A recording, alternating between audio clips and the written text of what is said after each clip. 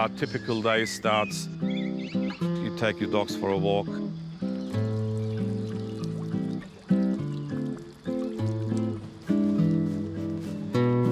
You always have a look at the whole property. You coming? And if there's anything that needs to be done. Come on, Paris. Pascal. My name is Ali Mentesh. Myself and my partner, Wayne Morrissey, we are both the creators in this garden, the workers, the slaves in this garden. But that's how we like it. This is Red Cap Farm.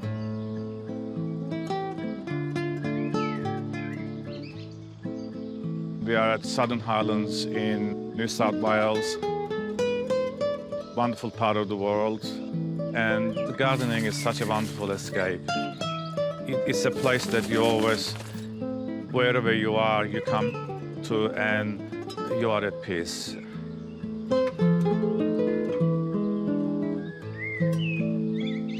We actually came from Sydney. I was in my early 30s and Wayne was in mid-40s. We wanted to come and garden in a cool climate area. Wayne and I were traveling Europe in the 80s, lots of inspirational garden visits, and that was a turning point. So we looked at various regions of the country for about 5 years, wanting a cool climate garden. And sitting on the roadside, looking pretty sad, you stumble upon this wonderful cottage. Nobody knew what to do with it. It had enough land for us, 6 acres. But as far as the garden, there was nothing here. So all the trees, all the planting that you see very much on the property has been our doing, including building all the infrastructure like the walls. There are about 20 garden rooms in the garden, and this is one of the first that came into inception. This is the wall garden. Quite ambitious because it's about 1 meter wide, this wall, and roughly it's about 3 meters tall. And the two of us built this together, Wayne and I. It took about 18 months. On a very good day or a weekend, we were lucky to build about a cubic meter. From the start, it was paramount. It was to be a well-designed garden. We wanted lots of vistas, lots of garden rooms. I think a lot of it is intuition, but our background is mainly hospitality. We tried to learn as much as possible, but because we didn't have the experience, a lot of people didn't think that it's possible. This is the monastery garden. It's the shape of a Celtic cross. There is no religious significance. It's just, it's a theatre. It's also an opera. I think this was, at the time, I was very much listening to Mozart's Don Giovanni. The whole thing becomes more playful, and again, it's part of the creativity as well.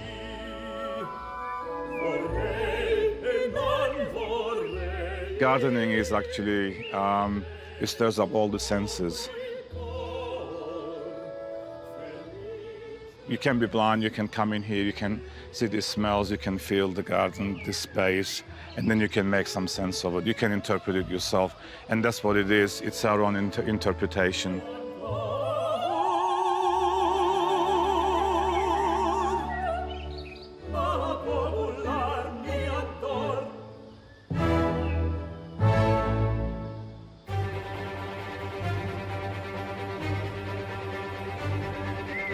I mean, we love all the plants, but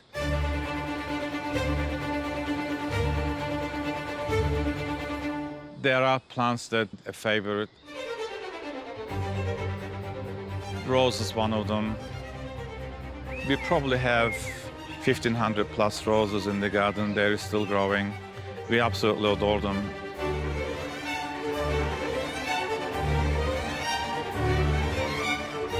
The challenge is to grow them, of course, all the plants, and grow them well.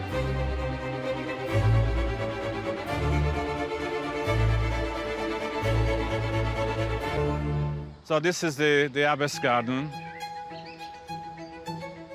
maybe the female version of the monastery garden.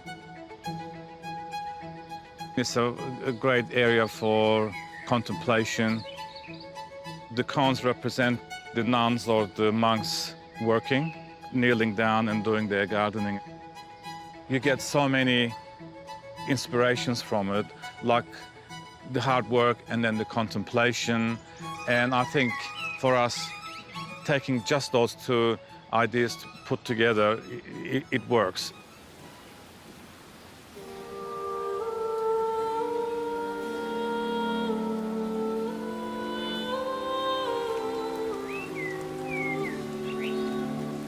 With Wayne being not well at the moment, I became also his full-time carer. We've never made long-term plans to what's going to happen, but it's suddenly, you know, it's happening, and I think I will carry this garden until I can't do it.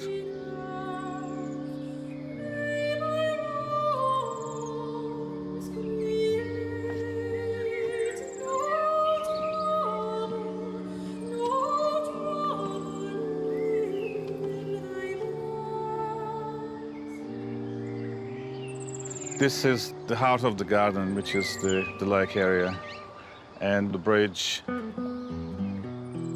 It's all about the romance of the garden, I think. Because the gardening is not just about the love of plants. I think it's also the creative side is the satisfying part of the gardening as well. It's a painting, but it's a never-ending painting. It's continuous because it ever changes and evolves. So this is hence what this bridge is all about. It's interesting. It's how it pulls this whole area together. It works for us. It's just. Good fantasy fulfilled in a way.